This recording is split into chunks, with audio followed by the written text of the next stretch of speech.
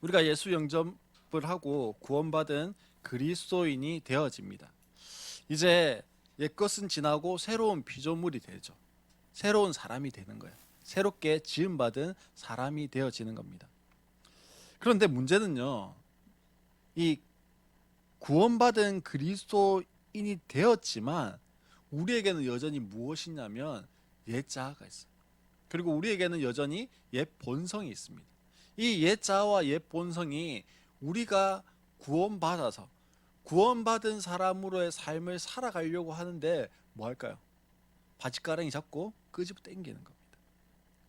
그래서 우리에게 강력한 성령의 역사가 한 번에 불어닥치면 사실 그 삶이 획기적으로 뒤바뀌는데, 그렇지 않으면 사실 어떨까요? 늘 이리 휘청 구원받은 그리스도인인데도 영접했는데도 이리 휘청 저리 휘청 하게 되어지는 겁니다. 그래서 사람들이요, 좀 뭔가 예수를 딱 믿고 구원받았을 때 강력한 한 번의 성령에 뒤집어지는 그런 은혜가 있기를 좀 소망하는 거예요. 지난주에 천안에서 오신 목자 목녀님이 있었습니다. 사실 이분들이요, 한 번에 뒤집어지는 그런 경험을 했던 분들이기도 합니다. 저 아산에 있는 그 S 그룹 있잖아요. 거기에서 관리자 역할을 하고 있습니다. 그리고 또 3교대 근무예요. 일이 힘들잖아요. 3교대를 해야 된다라고 하는 것이. 그리고 그 자칫 하나 잘못하면은 뭐 수억 원, 수십억 원, 뭐 수백억 원의 돈이 왔다 갔다 하는 그런 일을 관리 감독하기 때문에 늘 거친 말들을 많이 했다고 그래요. 그래서 입에 거친 말들 그러니까 쉽게 말하면 욕을 입에 달고 살아는 거예요. 그래서 시자로 시작해가지고 발자로 끝나야 말이 끝나는 거예요. 그리고 모든 말에는 이 욕이 아니라 뭐예요? 그냥 대화의 그 이야기로 욕을 이렇게 사용했었습니다. 그리고요, 3교대 하는 게 힘들잖아요. 그러니까 마치고 나면 낙이 뭐였을까요? 이제 밥 먹어야 되는데 밥에는 늘 뭐가요? 반주가 따라와요. 반주인데 이야기를 들어보면, 그분 이야기를 들어보면 반주가 별로 반주가 아니라 소주 7병을 마신 고도 뭐 끄떡없이 그 다음날 또 직장 출근하고 이렇게 했다고 그래요. 그래서 365일 중에 한 360일 정도는 술을 거의 달고 살았어요. 그리고 아침 7시에 임신한 아내한테 동료들 이렇게 후배들 모으고 가가지고 술상 차려라 뭐 이렇게 하는 강큰 남편이기도 했습니다. 근데요, 예수 영접 모임이라고 하는 거 저희도 하잖아요. 예수 영접 모임을 했습니다. 그리고 예수님을 나의 구주로 딱 받아들였어요. 그렇게 하고 났더니요, 회사에 가서 이제 업무 지시를 해야 되잖아요. 입을 못 대겠더래요. 왜냐면 입을 떼면 자연스러운 말로 뭐가 나오는 걸 아냐면 욕이 나오는 걸 알아요. 근데 욕을 못 하겠더래요. 그래서 입을 한동안은 회사에서 입을 못 댔대요. 그리고 술을 하루에 7병씩 소주를 마셔도 끄떡없는 그런 사람인데 이 예수 영접 모임을 하고 성령 체험을 하고 난 다음에 그냥 우연찮게 술을 이렇게 한 잔을 해야 되는 일이 있어서 뭐 이제 교회 나온 지 얼마 안 됐으니까 뭐 술을 마셔야 된다 이런 개념도 없었습니다. 그래서 그냥 한 잔을 마셨어요. 마시고 한 며칠을 몸져 누웠답니다. 그래서 이렇게 생각했어요. 내가 그때 좀 컨디션이 많이 안 좋았는갑다. 그러니까 내가 술 한 잔 먹었는데, 거짓말 안 보태고 술 한 잔 먹었는데 이렇게 몸져 눕는 걸 보면 그때 우연히 좀 컨디션이 너무 안 좋아서 그런 거예요.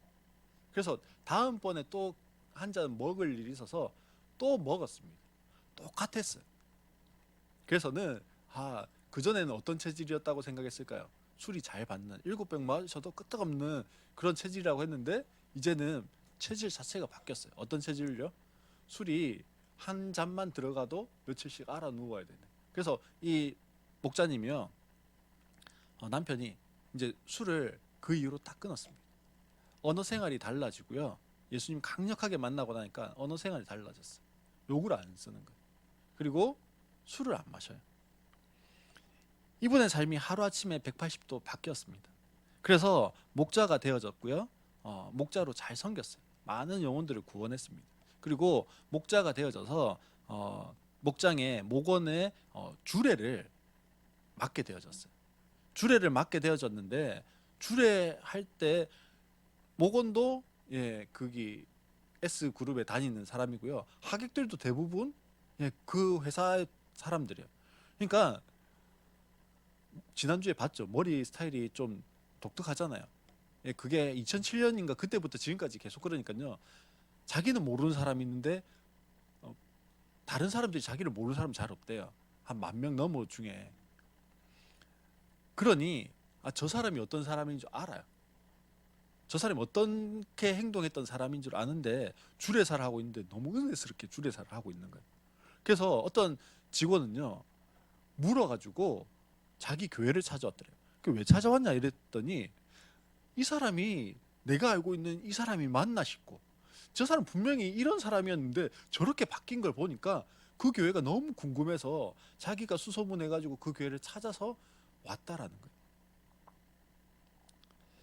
이렇게 한 번에 획기적으로 변화를 경험하는 사람이 있습니다, 분명히. 근데요, 아주 조금씩 천천히 변화해 가는 사람들도 있어요.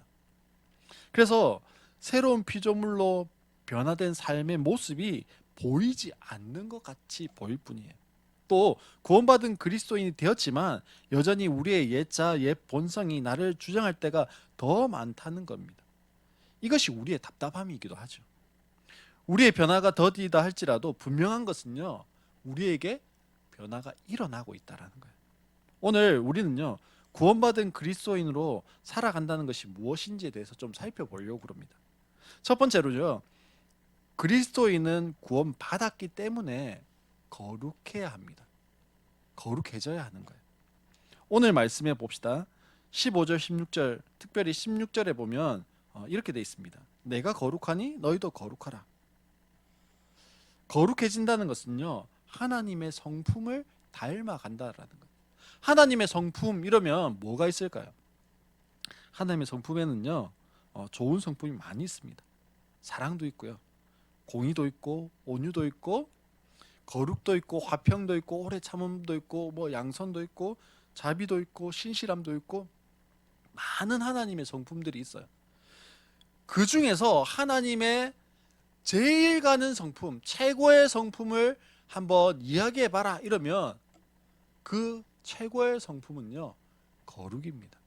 하나님 최고의 성품은 거룩이에요. 요한계시록에 보면, 요한계시록 4장에 보면요, 이 사도 요한이 반모섬에 유배를 가 있어요.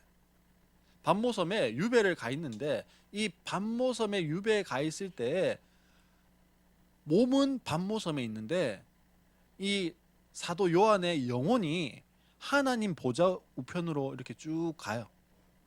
그래서 자기 몸이 소위 말하는 유체이탈하는 걸 지금 사도 요한이 보고 있어요. 그러면서 어디도 봤냐면 하나님의 보좌도 봤어요.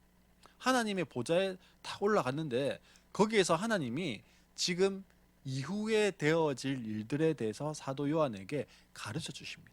그리고 그것을 본 것을 기록한 책이 요한계시록이죠.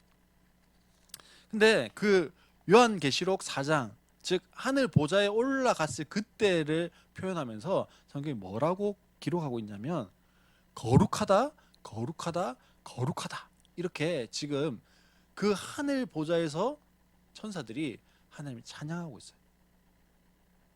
이 거룩하다라는 게 카도시, 카도시, 카도시, 카도시 이러면서 하나님을 찬양하고 있는 겁니다. 또 이사야서 6장에 보면요, 이렇게 기록하고 있습니다. 우시아라고 하는 왕이 죽던 해에 이사야가 하나님의 임재하심을 경험합니다. 하나님을 배워요.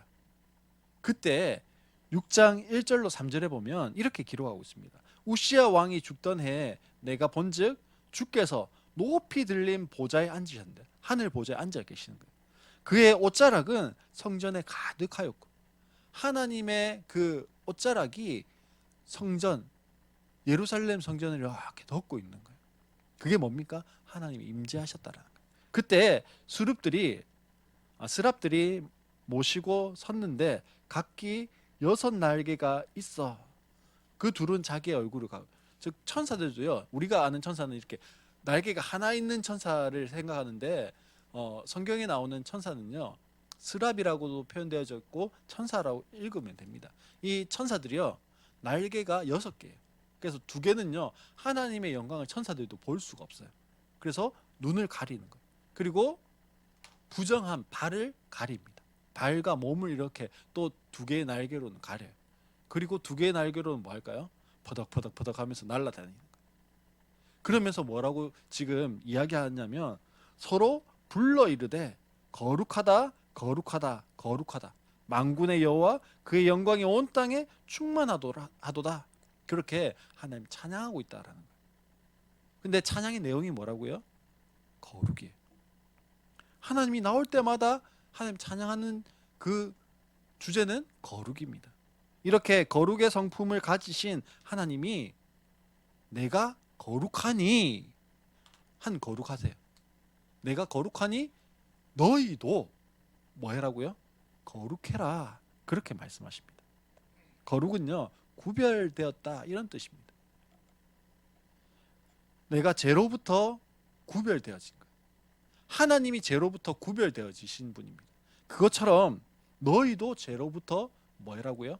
구별되어져라. 이게 거룩입니다.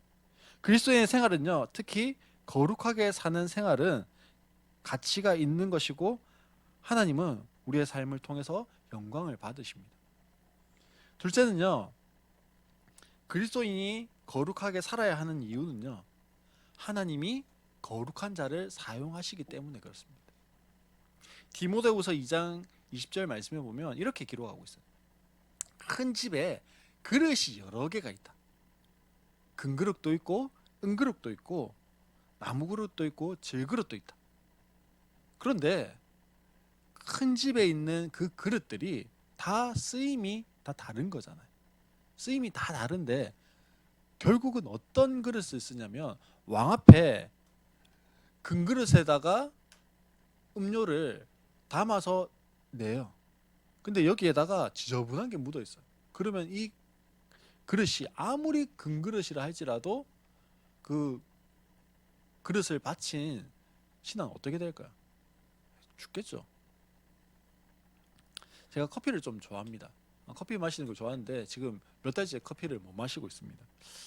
그래서 맛있는 원두를 발견하면요 막 기뻐요. 제가 뭐 이렇게 만들 수는 없지만 그냥 맛있는 원두 뭐 이런 거를 누가 선물한다든지 아니면 사게 되어지면 괜히 기쁩니다. 그래서 원두를 내릴 때요 기분이 좋죠. 향을 맡아도 향도 좋습니다. 그리고 또 커피를 좋아하다 보니까 이제 그 다음 관심 가는 게 뭘까요? 예, 커피를 담는 잔이에요.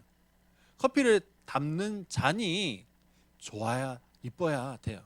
근데 커피를 담는 잔이 이쁜 잔들이 있습니다. 또 어떤 커피숍에 갔더니요 맛있는 원두를 팔 뿐 아니라 내려주는데 내가 원하는 잔에다가 그거를 내릴 수 있도록 해줍니다. 뭐 한 잔에 비싼 커피들도 있어요. 만약에 그런 거 잘 못 먹어봤습니다만 만약에 뭐 비싼 커피를 내려서 주는 거예요. 비싼 커피는요 한 잔에 10몇만 원짜리도 있다 하더라고요. 그런데 그런 커피를 딱 담았어요. 향도 너무 좋아요. 야 거기다 내가 원하는 예쁜 잔에다 줘요. 근데 그 커피잔 안에요 뭐 이물질이 떠 있어요. 아무리 수십만 원짜리 커피고 이쁜 잔에 담겨 있어도 그 잔 자체가 더러우면요 와 그래도 이거 아까운데 이러면서 마실까요? 아니면 에이, 치아라 이렇게 할까요? 치아라 하죠. 아무리 비싸고 원두가 아무리 좋고 그릇이 아무리 예뻐도요 아무 소용이 없습니다. 뭐 하면요? 더러우면. 마찬가지로 큰 집에는 금그릇 은그릇 여러 가지 그릇이 많지만 그 그릇이 다 쓰여지지만 쓰여질 수 있는 근거되어지는 것은 뭡니까? 깨끗한 그릇이어야 쓰여진다라는 거예요. 큰 그릇이라고 하는 것은 하나님 나라입니다. 하나님 나라에 쓰임 받는 사람은요 거룩한 사람이 쓰임 받습니다. 그리고 그런 사람을 써서 하나님은요 영광을 받으시는 겁니다. 구약 성경에 보면 다니엘이라고 하는 사람이 나옵니다. 뭐 요즘 탤런트 중에 뭐 있죠. 강다니엘 뭐 이런 사람도 있고 이런 사람 유명한데 다니엘이라고 하는 성경에 보면 사람이 나옵니다. 이 사람은요 왕족 출신이에요. 왕은 아니지만 왕족, 왕의 자손으로 태어난 사람이에요. 그리고 성경에서는 소년이었습니다. 뭐 다니엘을 아무리 나이를 많이 잡아도 한 18살, 짧게 잡으면 한 14살 요 정도 사이, 14살에서 18살 사이의 소년이었어요. 근데 다니엘서 1장에 보면 지금 다니엘이 뭐라고 이야기했냐면 뜻을 정하였다 이렇게 했습니다. 어떤 뜻을 정하였냐면 거룩하겠다라고 하는 뜻을 정했다라고 그렇게 성경이 기록하고 있어요. 거룩을 위해서, 즉 구별된 삶을 위해서 왕의 진미, 왕이 하사한 음식을 내가 거절하겠다라고 하는 뜻을 정했다라는 거예요. 지금 다니엘은요 사실 뭐 나는 이거는 거절하고 이거는 거절 안 하고 이렇게 할 처지가 아닙니다. 왜냐하면 나라가 망했어요. 나라가 망해갖고 귀족들, 왕족들을 이 바벨론이라고 하는 나라에 망했는데 그 바벨론이라고 하는 나라가 귀족들, 왕족들을요 포로로 잡아갔어요. 그래도 얘들이 좀 똑똑한 애들 그 중에서 뽑아가지고 우리나라에서 공무원 내가 시켜줄게 라고 해서 지금 왕이 특별히 관리하는 그룹에 들어가 있는 게 다니엘이었습니다. 아니 포로가 무슨 할 말 있어요. 하라면 하는 거지. 근데 뭘 했다고요? 뜻을 정했어요. 어떤 뜻을 정했다고요? 왕이 주는 음식을 안 먹기로 뜻을 정했어요. 그게 뭐 하는 거라고 생각했어요? 그게 거룩해지는 거라고 생각했어요. 말도 안 되는 소리예요 사실은. 그런데 다니엘이요 그렇게 왕의 진미를 거부했습니다. 다른 삶을 살기로, 구별된 삶을 살기로, 거룩하기로 작정을 했다라는 거예요. 사실 다니엘이 거룩하기로 뜻을 세웠다, 거룩하게 살기로 작정했다, 이 말을요 들으면 우리는 어떻게 반응할까요? 우리는요 이렇게 말할 수 있습니다. 아니 목사님 그건요 진짜 현실적이지가 않아요. 목사님 그건요 진짜 죽자는 거예요.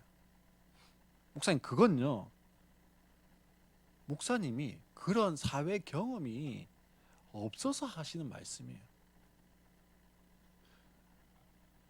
너무 좋은 말인데요 그거는 우리 현실에서는 안 맞는 거예요.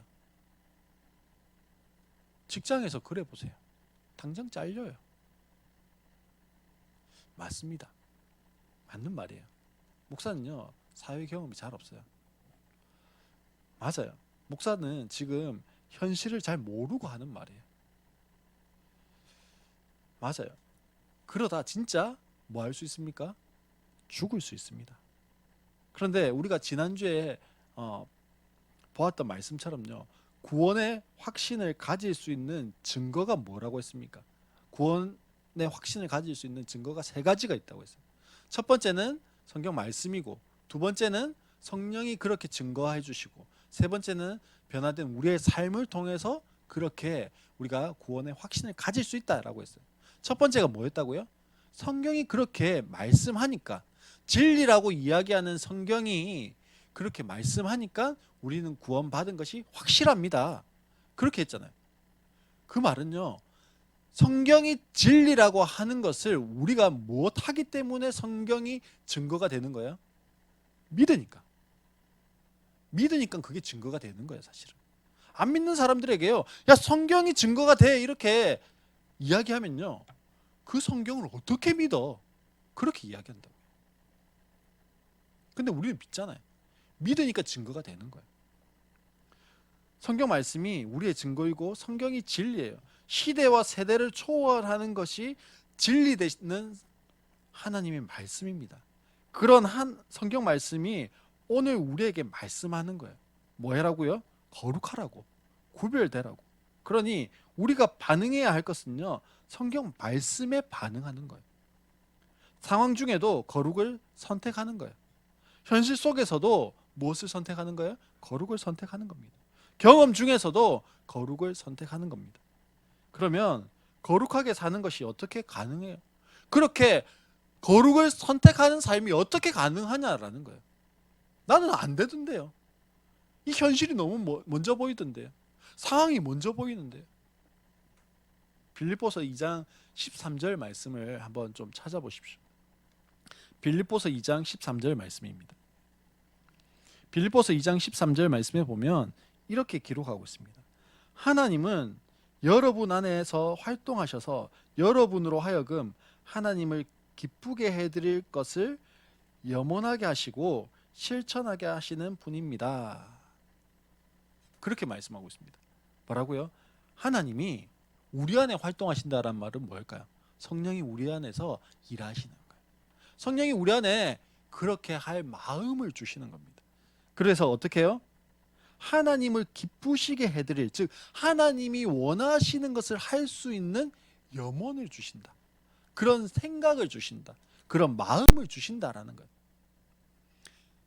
그뿐 아니라 어떻게 해요? 그것을 우리의 삶에서 행동으로 실천할 수 있게도 해주십니다. 그렇게 말씀하시는 거예요. 사실 거룩하게 살고 싶지 않은 사람이 어디 있겠습니까?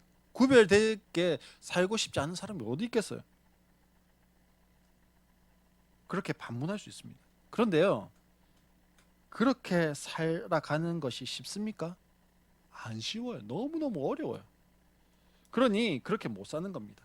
이렇게 이야기할 수 있어요. 근데 오늘 빌립보서 말씀은 뭐라고 이야기한다고요? 우리 안에 거룩하게 살아서 하나님을 기쁘시게 할 수 있도록 성령이 우리 안에 그 거룩함을 대한 염원을 주시고 실행할 수 있는 또 힘을 주신다. 그렇게 말씀합니다. 구약 시대에는요, 사실 이게 어려웠습니다. 구약의 율법을 가지고요, 이렇게 완전하게 지킨다라고 하는 것은 그래서 불가능한 거예요. 왜냐하면 구약 시대는요, 간헐적 성령 시대.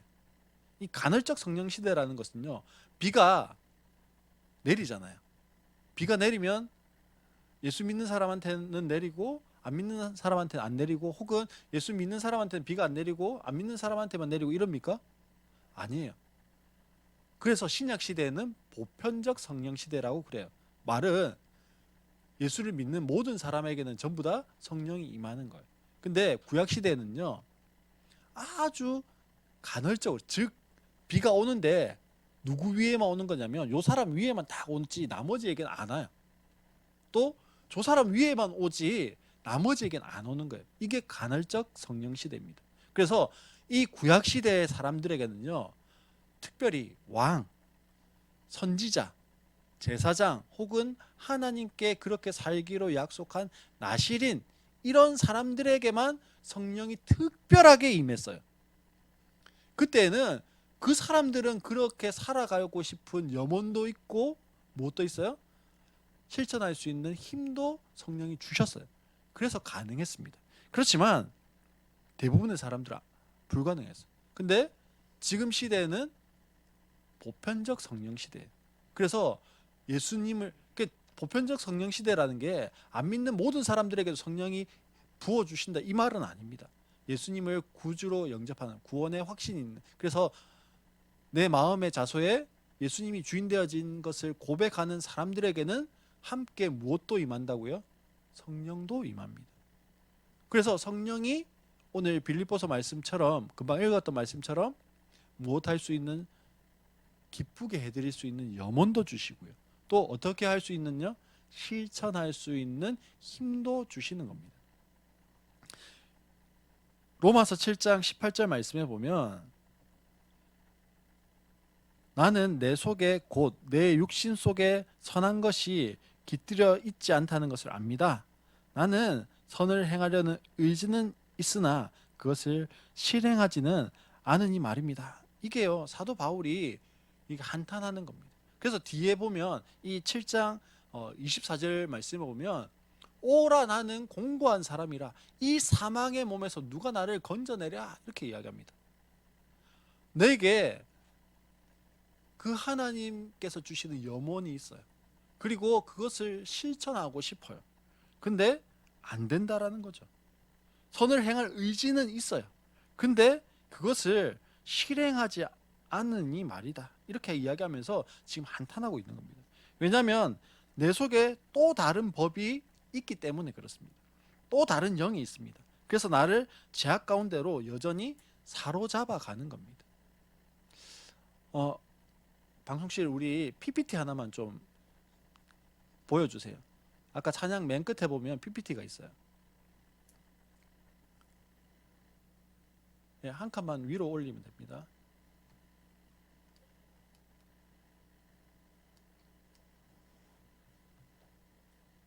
예, 기도 앞에 있어요. 앞에 마우스를 옆으로 한 번만 클릭해 주세요. 네, 됐습니다. 우리의 영혼, 이 몸이라고 하는 것은요, 우리 사람이라고 하는 것은 이렇게 영과 혼과 육이라고 하는 것으로 구성되어져 있습니다.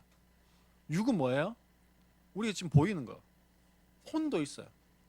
뭐 정신이라고 또 이야기하기도 하죠. 혼적인 영역이 있습니다. 그리고 우리의 영이 있습니다. 근데 우리가 예수님을 영접하잖아요. 내가 문 밖에 서서 두드리노니 누구든지 나를 맞아들이면이라고 할 때 맞아들이는 게 영접이잖아요. 그래서 영접한다는 건요, 우리의 전 영육혼이 다 예수님을 영접하는 건 사실은 아니에요. 어디에요? 우리의 영혼에 예수님을 영접하면 성령이 우리의 영혼을 뭐합니까? 지배하십니다. 그런데 우리의 혼과 육은요, 여전히 아직 성령의 온전한 지배를 받지 못한 상태예요.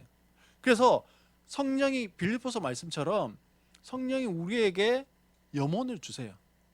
어떤 염원요? 하나님을 기쁘시게 해드릴 염원을 주시는데, 그 염원이 성령, 우리의 영의 좌소에 있는 성령의 그 염원이 어디를 뚫고 나가야 돼요? 혼을 뚫고 육을 뚫고 어디까지 가야 되는 거냐면 성도의 삶이라고 하는 것으로 나아가야, 이 사도 바울이 이야기한 것처럼 그것을 실행하지 않는다라고 하는 한탄이 아니라 실행해서 성도의 삶, 그리스도인의 삶이 하나님 보시기에 기뻐하시는 삶으로 나아가게 되는데, 사실 영은 주인이 바뀐 거예요. 영은 주인이 바뀌었고 지배하는 법이 바뀌었습니다. 어떤 법이 지배합니까? 성령의 법이 지배하고요, 주인이 성령이 되셨어요.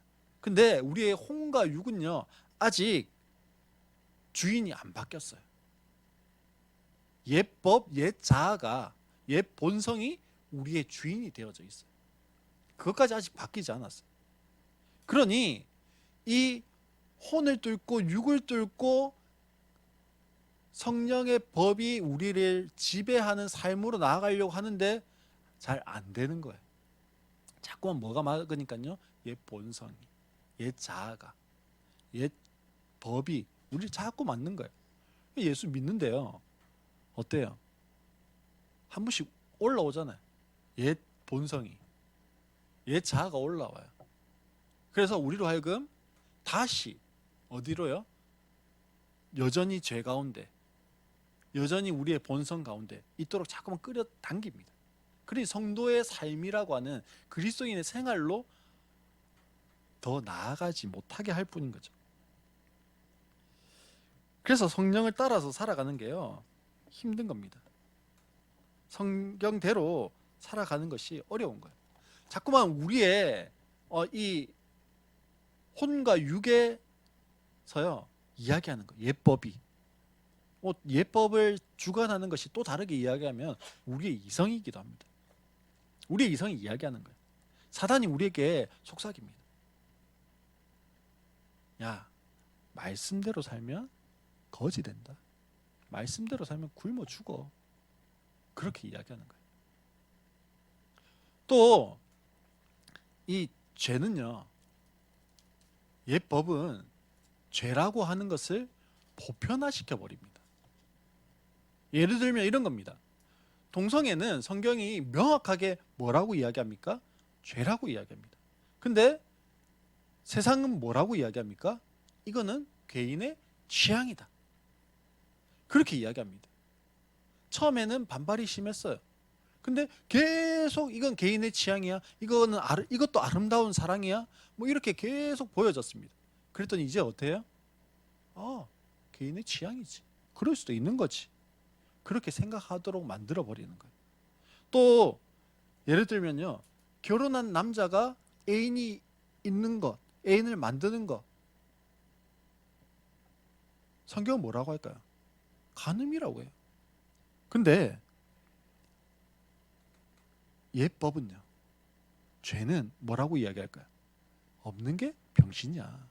그렇게 이야기하는 거예요. 또 여자가 결혼해서 남편이 있는데 애인이 없는 거. 그게 비정상이야. 뭐 이렇게 이야기한다라는 거죠. 그냥 화면 이제 돌려주시면 됩니다. 그래서 우리가 넘어질 수 있는 거예요. 성령이 우리에게 염원을 주셔도 성령이 또한 살 힘을 주시지 않으면요. 우리가 말씀대로 살아갈 수가 없어요. 왜요? 우리에게는요. 혼을 뚫고 육을 뚫고 그것을 실행할 수 있는 힘이 없기 때문에 그래요. 우리가 기도한다라고 할 때 언제 우리 성도님들이 기도하십니까? 내가 필요한 게 있을 때, 내가 아쉬운 게 있을 때, 내 발에 불이 떨어져야 기도하는 거예요. 이전에 사역했던 교회에 제가 유치부 담당했는데요. 유치부 부장쌤이 갑자기 새벽 기도를 나오더랍니다. 목사님이 불안했어요. 안 나오던 사람이 갑자기 새벽 기도 나오면 어떤 거예요? 그렇죠. 일이 생긴 거예요. 일이 안 생기면 뭐 할까요? 안 나와요. 근데 일이 생기니까 나오는 거예요. 그러니 일이 생겼다는 말은 목사님이 불안한 거예요. 성도가 기도하러 나오는데 불안한 거예요. 왜요? 평안하면, 문제가 없으면 기도 안 하기 때문에 그래요. 근데 기도가 필요한 이유가 뭘까요, 그러면? 내 어렵고 발등에 불 떨어졌을 때 그 문제를 해결해 주시니까 물론 그렇습니다. 그럼 또 안 나오죠, 사실. 기도가 필요한 이유는요. 기도를 해야 내 안에 있는 영이 성령으로 충만해지는 거예요. 내 안에 있는 영이 성령으로 충만해져야 그 충만함이 어떻게 해요? 우리에게 주시는 마음을 따라서 우리의 혼과 육을 뚫고 하나님이 원하시는 방향으로 나아갈 수 있게 하는 거예요. 그래서 우리에게 기도 제목이 없어도요. 기도해야 하는 것은 너무나 당연한 거예요. 평안할 때만 기도하는 것이 아니라 그래야 우리의 삶이 어디로 인도되어지기 때문에요? 평안함으로 인도되어지기 때문에 기도해야 하는 겁니다. 예수님께서 인정하신 가장 큰 사람이 있습니다. 성경에 보면 예수님이 인정하신 가장 큰 사람 누굴까요? 세례 요한이었습니다. 마태복음 11장 11절에 보면 이렇게 말씀합니다. 내가 진정으로 너희에게 말한다. 여자가 낳은 사람 가운데 세례자 요한보다 더 큰 인물은 없었다. 그런데 하늘에서는 아무리 작은이라도 요한보다 더 크다. 이렇게 말씀하셨어요. 이게 무슨 말일까요? 여자가 낳은 자 중에 세례 요한이 가장 크대요. 아니 근데 하늘에 가면, 천국에 가면 세례 요한이요 가장 저 끝에 있대요. 왜요? 요한은 구약의 마지막 사람입니다. 구약의 마지막 사람으로 삶을 살았어요. 구약의 마지막 사람으로 오실 그리스도에 대해서 믿었습니다. 근데 무엇은 받지 못했냐면 신약 시대에 우리가 받은 오순절 이후에 부어주시는 성령을 받지 못한 사람이 요한입니다. 그러니 머리로는 그리스도를 알아요. 근데 실제로 그 그리스도를 맛보고 경험하지는 못했습니다. 세례 요한이 율법을 따라서 정말 살려고 몸부림쳤어요. 그렇게 인간적으로 살았지만 하늘나라에 가서는요 아무리 작은 자보다도 못하다 이렇게 말씀하신 이유는요 시작이 다른 거예요. 성령이 우리를 지배해서 성령의 그 강권하신 가운데서 우리의 삶을 거룩으로 살아가려고 하는 사람과 율법을 쫓아서 힘쓰면서 내 인간적인 노력과 의지를 따라서 내가 거룩하게 살아가려고 하는 사람과는요, 이 시작이 하늘과 땅처럼 천지 차이가 난다라는 겁니다. 그래서 우리는요, 어떤 사람이에요? 세례 요한보다 큰 사람입니다. 왜요? 이미 성령을 우리가 받았기 때문에 그래요. 성령을 받은 사람. 그래서 성령을 따라서, 성령이 주시는 마음과 생각을 따라서, 그리고 성령이 우리에게 부어주시는 힘을 따라서 살아가는 사람이 되어졌기 때문에 그래요. 사실 그 마음을 주셨다 이 것 자체도 내가 그 마음을 받았고, 내가 그 마음이 있고, 혹은 내가 그 생각을 한 것이 아니라 그 생각과 마음도 성령이 주시는 거고, 성령이 그렇게 할 수 있도록 힘을 주시는 겁니다. 사랑하는 성도 여러분, 그리스도인은요, 구원받았기 때문에 거룩한 삶을 살아가야 되는 거예요. 거룩해져야 되는 거예요. 이게 선택사항이 아니에요. 난 좀 더 있다가 거룩해지고 지금은 아니에요. 이게 아니라 내가 거룩하니 너희도 거룩하라 말씀하시는 하나님의 명령입니다. 그리고요, 그리스도인이 거룩하게 살아가야 하는 이유는 하나님 거룩한 자를 사용하시기 때문에 그렇습니다. 그렇게 거룩하게 사는 것이 어떻게 가능하다고요? 그렇게 살아갈 수 있도록 성령이 도우십니다. 도우시는데 어떻게 도우신다고요? 우리에게 마음과 생각을 주시고요. 또 그렇게 살아갈 수 있는 힘을 공급해 주시기 때문에 우리가 그리스도인으로, 성도의 삶으로 살아갈 수 있게 만드시는 겁니다. 사랑하는 성도 여러분, 오늘 하루도 그리고 이 한 주간도요, 하나님의 그 거룩하심과 같이 우리가 그 거룩하심을 닮아가기를 열망하고, 또 성령이 우리를 그렇게 이끌어 가실 수 있도록 성령을 초청하고 성령과 더불어 살아가는 우리 모든 성도님들 되시기를 주의 이름으로 축원합니다.